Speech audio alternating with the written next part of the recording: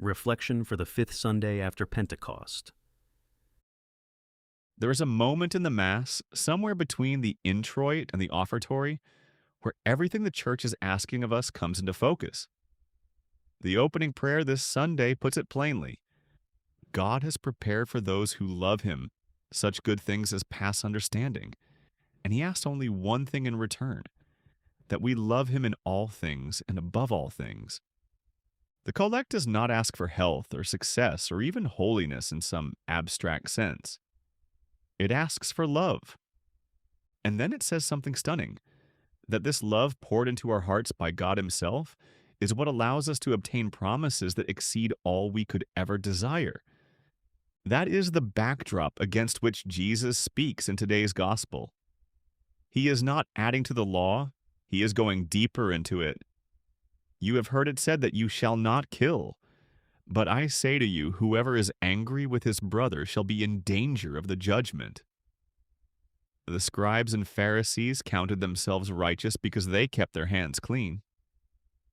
Jesus is telling His disciples that the kingdom of heaven requires more than clean hands. It requires a clean heart. St. Peter hears this and builds on it in the epistle. Be of one mind, he says. Have compassion. Be lovers of the brotherhood, merciful, modest, humble. Do not render evil for evil, nor railing for railing, but instead blessing. Peter knows his audience. These are people living under pressure, some of them suffering unjustly, some of them provoked. The natural response is to strike back in kind, and Peter says, you were called for something else. You were called to inherit a blessing, and that inheritance comes through the way you treat the person who has wounded you. The eyes of the Lord are upon the just, Peter says, and His ears are open to their prayers. There is a connection being drawn here between the way we treat our neighbors and the way God hears our prayers. The offertory antiphon underlines it. I set God always in my sight, for He is at my right hand, that I be not moved. To set God always in your sight is to see every encounter, every slight, every temptation to anger through the lens of His presence. It is not that the injury does not happen. It is that you have oriented yourself so that God stands between you and your reaction to it.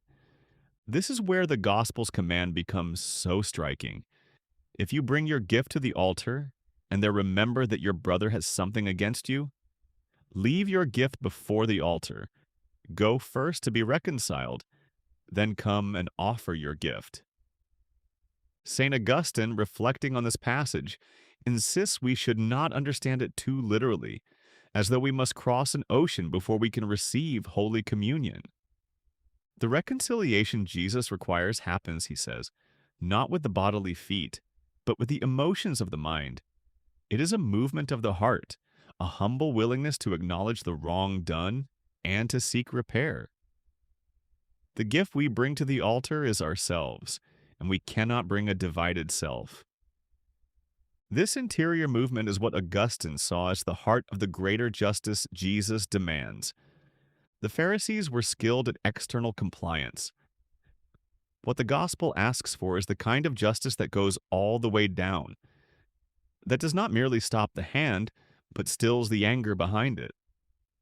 That does not merely refrain from cursing a brother, but actively seeks his good. It is the difference between a man who barely avoids saying the wrong thing and a man who genuinely does not wish his neighbor ill.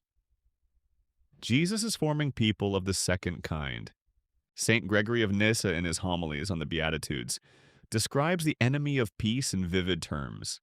Jealousy and hypocrisy, he writes, are cherished secretly in the depth of the heart, like a hidden fire. For a time they smolder inside, the flame not yet visible, only a biting smoke penetrating from within. What Gregory is describing is precisely what Jesus is warning against. The harbored resentment, the private bitterness that presents a clean face to the world while nursing its grievance in secret. That fire does not stay hidden forever. At the moment of misfortune, it reveals itself. The smoldering becomes a blaze. This is why Jesus strikes at anger and contemptuous speech, not only at murder, By the time the hand is raised, the heart was already lost. Gregory also says something beautiful about what it means to be a peacemaker. You cannot give what you do not have. If you wish to bring peace to others, you must first allow it to take hold in you, to fill you so completely that it overflows into your dealings with other people. The peace that comes from loving God above all things is not a peace that simply avoids conflict. It is a peace that can walk into conflict and remain steady, because it is rooted in something that cannot be disturbed by what anyone else does or says. The communion antiphon gathers all of this up in a single desire. One thing I have asked of the Lord, this will I seek after, that I may dwell in the house of the Lord all the days of my life.